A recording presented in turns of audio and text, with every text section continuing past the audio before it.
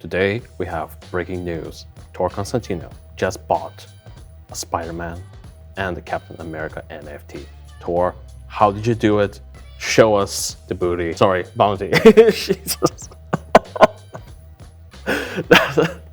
That's a different show, yeah. Yeah, so this was the Spider-Man that I bought yesterday in celebration of the Marvel anniversary, and then here was the Captain America as well. It's loading. Very cool, very easy system. I used the Veve system, which is what they were posted on, and there's Captain America there. They're both animated spinning. And the thing is that it was automatically, my iPhone was already connected to my PayPal account. It was instant. So there was no need to link to my crypto wallet, which I have done in the past when I have bought other NFTs. This was so seamless and so simple and instant. It was really very surprising. Not sponsored by Veve. So, because this is the DailyCoin news show, let's get right to it. First order of news, Tor.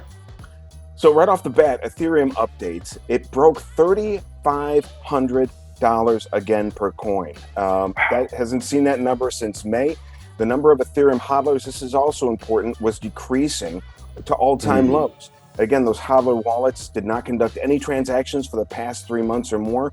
This suggests that hodlers are using their Ethereum for staking or yield farm purposes, and those Ethereum that are locked up aren't available for supply, and that's going to drive up the price. Lastly, Arbitrum One Ethereum scaling solution had its debut, 120 million funding last round. This is important because Arbitrum is expected to help lower gas fees and help that particular network scale up and do things more cheaper. So is there a flip side to this in your opinion? We just recently had an interview with Horde Exchange, and in that interview, we went over how GameFi will be a major engine of adoption, right? The problem is, it's right now, AAA games are still not in the space, right? NFTs are coming, NFT music or comic book heroes are coming, but it's all quite, simple content. You can't really interact with it that much, right?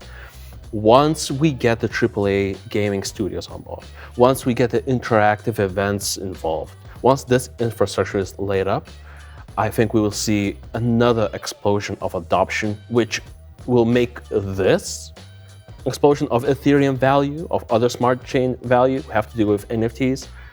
It will make this seem like child's play. So I'm very excited, but right now we have to understand we're in the very early stage. Indeed. Something that's not in the early stage, but it seems to have been going on forever, Ripple's legal gamut with the SEC.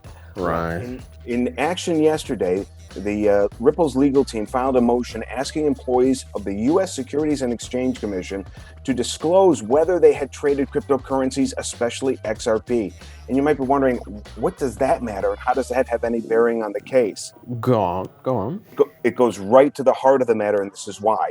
The SEC did not institute a ban for its own employees on crypto trading until January 19 of 2018. 5 years after XRP was available. However, it has always had a ban on stock trading for all SEC employees. So because the SEC did not define XRP as a security for its own workers until 2018, it couldn't give retail investors that fair notice guidance, so they weren't able to get out of and convert it in time. So we'll have to see how the judge rules on this, but it was a pretty compelling day within the courts. Oh, it's the hypocrisy, and this is just, to me, it's just funny. I mean, at some point, you just go, the SEC is too bloated, it's too slow, and the Ripple team, I can see why they pay their legal team what they're paying them. They really did a cracking job at it. Indeed. And this could have been the death blow for the case, and it could be dismissed outright, but we'll have to wait and see what happens next. Is there any indication of when actually something else will happen? No, the judge could take up to 60 days to before they have a ruling on this particular motion, but eventually there's going to be, it just looks like it's going to be a war of attrition eventually. Yeah. And for the viewers at home, should you care? Well, if you're a Ripple hodler, indeed you should, because if XRP wins this case or gets it dismissed or gets just a slight slap on the wrist, My oh my, is it a good time to be a Ripple hodler? Again, not financial advice. In other news, Tor. Doge spawn, Shiba Inu meme. The Shiba Inu meme NFT is being fractionalized. So the original picture of the famous Shiba Inu dog for Dogecoin, it was auctioned as an NFT by its owner for 1,700 ETH, or approximately $4 million back in June. The latest news, the meme, it's going public via Fractional Art, a startup that breaks apart NFTs into smaller little fractions and bits and then converts those fragments into ERC20 tokens. There are going to be 17 billion pieces of that photo called $dog. That's why. Why? I mean, Tor, I'm very open. I'm very open to new technology. I'm so excited to be in this space. I'm a geek through and through. I think anyone just seeing my face can just say, okay, this guy spends a lot of time in front of the computer screen. But at some point, fractionalized dollar coin, why? Because they can? I don't know. I agree. Because they can. All right, that's just beautiful. That's the flip side, the why. In other news, Tor. Not surprising, a self-promoter, Donald Trump, he's bashing crypto again. He was on Fox Business earlier, and he stated that crypto and Bitcoin may be fake. And this is his standard response for anything that he disagrees with. The 75-year-old former president stated that he was never into trading the stock market and that he doesn't believe in crypto. Trump also expressed his favoritism to the US dollar, and anything but that is a potential disaster, believe me. And he believes that anything other will hurt the U.S. fiat, despite the fact the U.S. dollar has had its own problems this year. It's clear that he doesn't understand crypto, but this is the thing. He understands scarcity in investment. He made his billions investing in New York City real estate. There are very few resources that are more scarce than that. What's your take? What's your flip side? The fact that his little hands will not be on Bitcoin kind of makes me smile and believe in Bitcoin more. I don't know. When Donald Trump endorses something, that's when you should actually divest. So I'm actually quite bullish. This is quite bullish for the crypto space, as not having Donald Trump as a supporter might actually help us. That is a flip side if I've ever heard one. NFT roundup, last but certainly not least. So in the hopper, we've got Corey Van Loo, the digital artist behind Mike Tyson's NFT collection. He's going to drop an iHeartMedia inspired lineup on September 14th. Now that company is planning to distribute free NFTs in partnership with sustainable NFT platform One Of.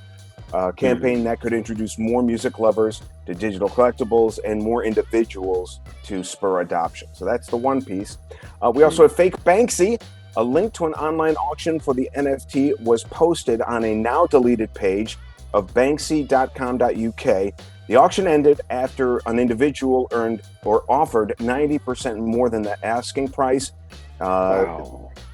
But the individual believes that it was hacked because it was shut down and that he was a victim of an elaborate scam. But he chased down the site on social media. Later, the victim said the hacker returned all of the money except for the transaction fee. Buyer beware. That's all you can say about that one. Buyer beware. My God. At this point, is this the new reality we are going to be in, Tor? So if it's not, like, for example, the Marvel NFT, let's just say, I'm trying to find a AAA, if it's not a AAA studio, if it's not a reputable website, essentially, are we going to say to people, look, if it's not a big player, don't even approach it? Because then it leaves out all of the small players, right? So I'm trying to wrap my head around, how do you view new exchanges, new ways, new giveaways, new auctions? Because there's such a big potential for fraud. Right.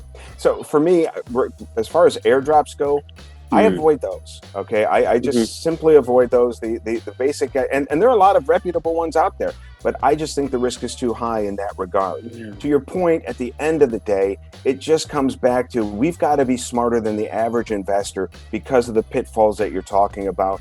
And it's up to us to do our own research, because there's no backstop, and we want that. We like that. We as individuals want that autonomy. We don't want a decentralized police force or agency overseeing and saying this one's good, that one's bad.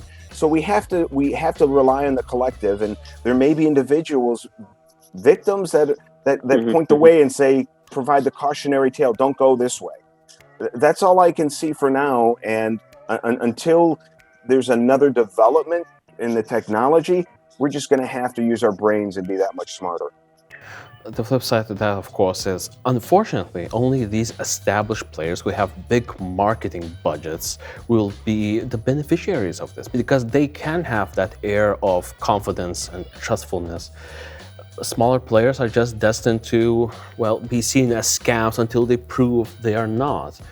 This is an unfortunate event which when we cover the news and we have these interviews of these smaller projects, which we try to highlight why should they be trusted, it's simply because of that. They're good projects, but at this point it's really, really hard to have any belief in a project which is on the internet.